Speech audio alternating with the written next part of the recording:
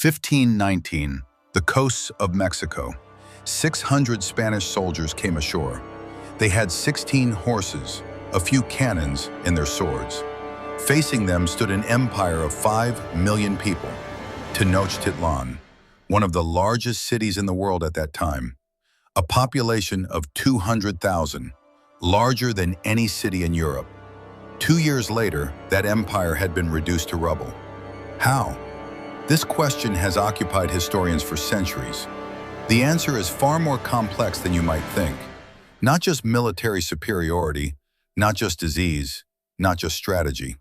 The fall of the Aztec Empire did not happen in an instant. It was the collapse of a civilization from within. And the Spanish only delivered the final blow. Today we tell that story in all its dimensions. This is Dark Past Stories TV, the history they never told you. First, we need to understand who were the Aztecs and how powerful were they. The Aztecs called themselves the Mexica. In the early 1300s of the Common Era, they arrived at the center of present-day Mexico. At the beginning, they were a small, powerless tribe, a people who lived on other tribes' lands, looked down upon, driven out. But the Aztecs had one quality: the capacity to learn and adapt. They founded Tenochtitlan on an island in the middle of a lake, directly beneath present-day Mexico City. This position in the middle of the lake was both excellent for defense and favorable for agriculture. They developed chinampas, floating garden islands. This system allowed them to farm on top of the lake. The population exploded, and as power grew, the conquest began. By the middle of the 15th century, the Aztecs formed an alliance with 3 city-states, the Triple Alliance: Tenochtitlan, Texcoco, and Tlacopan. This alliance rapidly conquered central Mexico. By 1519, the Aztec Empire governed between 5 and 6 million people. It encompassed most of present-day Mexico. Every year, hundreds of tons of gold, cacao, cloth, and precious feathers flowed into the capital as tribute. Spanish soldiers who visited Tenochtitlan were left speechless. Its streets, its markets, its temples, its water canals, they had seen nothing like it in Europe. But inside this magnificent empire, there were deep cracks. The greatest vulnerability of the Aztec Empire was its own system of governance. The Aztecs did not directly govern the territories they conquered. Instead, they left local rulers in place and collected tribute. This system was perfect for rapid conquest, but was extremely fragile in the long term. Because the peoples they conquered did not love the Aztecs, they feared them. And this fear had a very concrete cause: human sacrifice. According to Aztec religious understanding, the gods had shed their own blood to create the universe. Humans were obligated to repay this debt. The sun needed human blood to be reborn each day. At the great temple, Templo Mayor, thousands of people were sacrificed every year. The vast majority of the sacrificial victims were prisoners of war, and these prisoners came mostly from neighboring tribes: Tlaxcala, the Totonacs, the Huaxtecs. Dozens of tribes were forced to provide sacrificial victims every year. These tribes harbored a deadly hatred toward the Aztecs. And when Hernán Cortés came ashore in 1519, he exploited this hatred masterfully. Hernán Cortés was born in 1485 in the Extremadura region of Spain. He was the son of a middle-class family. He studied law, but adventure called to him. In 1504, he went to Hispaniola, present-day Haiti and the Dominican Republic, then to Cuba. There he became a landowner, but wealth was not enough. In 1518, the governor of Cuba, Diego Velázquez, gave him the mission to explore the coasts of Mexico. But relations between Cortés and Velázquez had soured. At the last moment, Velázquez tried to cancel the mission. Cortés did not wait for the cancellation order. He prepared his fleet and set sail. 11 ships, 600 soldiers, 16 horses, a few cannons. With these numbers, he was going to conquer an empire. Cortés was not an ordinary soldier. Intelligent, charismatic, ruthless, and extraordinarily pragmatic. He had a remarkable ability to read a situation, and the moment he came ashore, he made an important decision. He had the ships burned. There was no going back. They would either win or die. When Cortez came ashore, the Aztec Emperor Moctezuma II was on the throne. Moctezuma was a powerful but uneasy leader, because there were prophecies. In Aztec mythology, Quetzalcoatl, the feathered serpent god, was said to return from the east, and by the Aztec calendar, 1519 was a significant year. The year Seacatl, the year of Quetzalcoatl. Cortez was pale-skinned and bearded. He came from the east. His horses and cannons appeared as divine power. Moctezuma hesitated. Who were these men? Were they gods or enemies? This hesitation was the most critical mistake in Aztec history. Cortez advanced slowly inward. He formed alliances with the Totonacs and other tribes.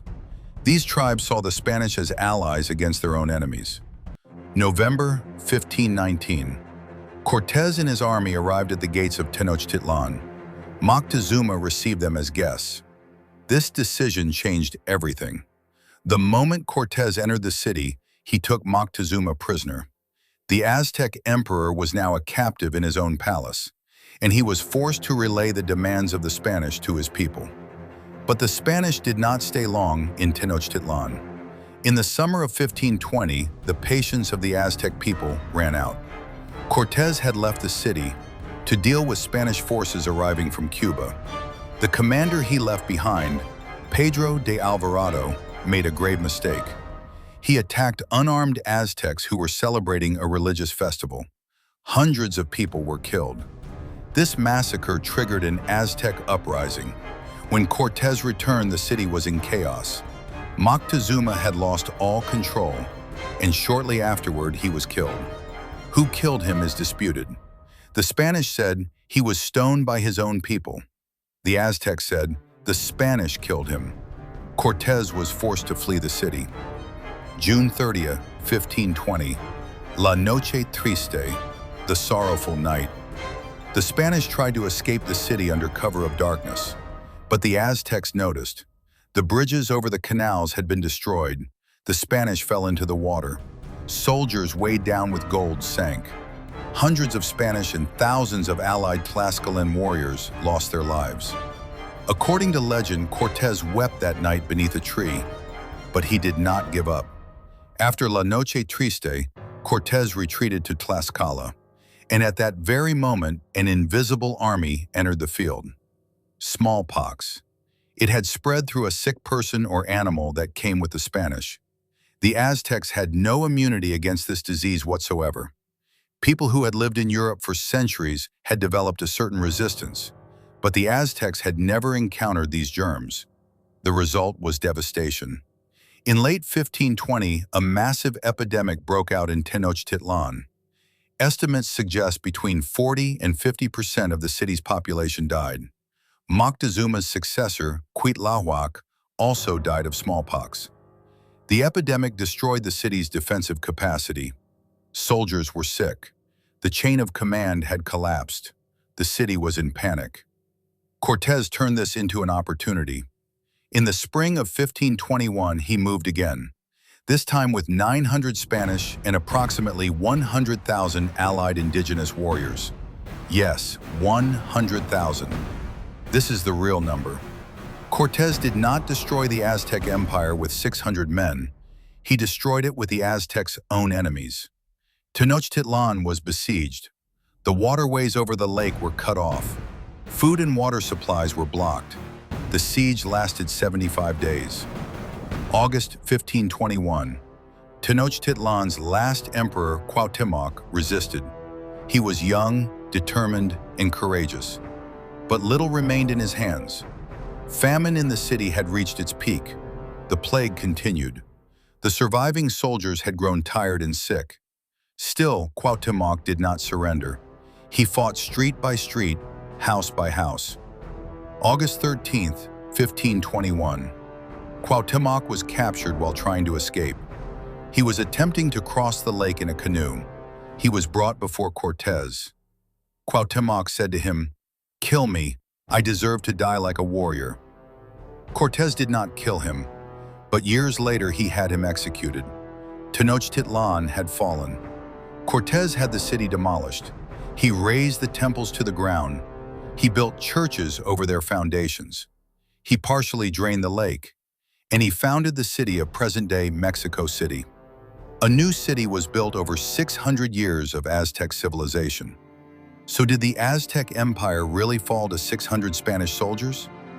No, the real picture is far more complex. First, the Allies. Cortés had more than 100,000 indigenous warriors at his side. These people knew the Aztecs far better than the Spanish did. Knowledge of the terrain, language, tactics, all of it came from these allies. Second, disease. Smallpox wiped out a large portion of the Aztec population. The epidemic had begun before the war. Cortés did not face a battle-ready army. He faced a sick and broken society. Third, political fragmentation. The Aztec Empire was not a single, unified whole. It held together dozens of tribes who were forced to pay tribute, who lived in fear of being sacrificed, who harbored hatred toward the Aztecs. Cortés exploited this hatred masterfully. Fourth, psychological shock. Horses, cannons, steel armor, things the Aztecs had never seen. This novelty created panic at the beginning, but over time the Aztecs adapted. In the final siege, they were no longer afraid of horses or cannons. Fifth, the mistakes of Aztec leadership. Moctezuma's hesitation, his decision to welcome the Spanish inside, his loss of control, these were critical errors. In short, the Aztec Empire was not defeated by the Spanish. It was defeated by its own internal contradictions and by microbes. The fall of Tenochtitlan was not merely the end of an empire, it was the end of a world. The Aztec calendar, language, religion, architecture, science, most of it was deliberately destroyed. Spanish missionaries burned Aztec-written documents. Temples were demolished. Religious ceremonies were banned. Most of what we know today about Aztec civilization comes from records kept by the Spanish. In other words, through the eyes of the conquerors. This is a great loss, because the Aztecs had built an extraordinary civilization. Their calendar systems were highly sophisticated. Their agricultural technologies were revolutionary. Their architecture was magnificent, and their medical knowledge is still astonishing today. Cuauhtémoc's final words passed into history, "I deserve to die like a warrior." Can the final words of a civilization be this dignified? Perhaps history's greatest tragedy is this: the most magnificent civilizations sometimes meet the most merciless ends. This is Dark Past Stories TV, the history they never told you.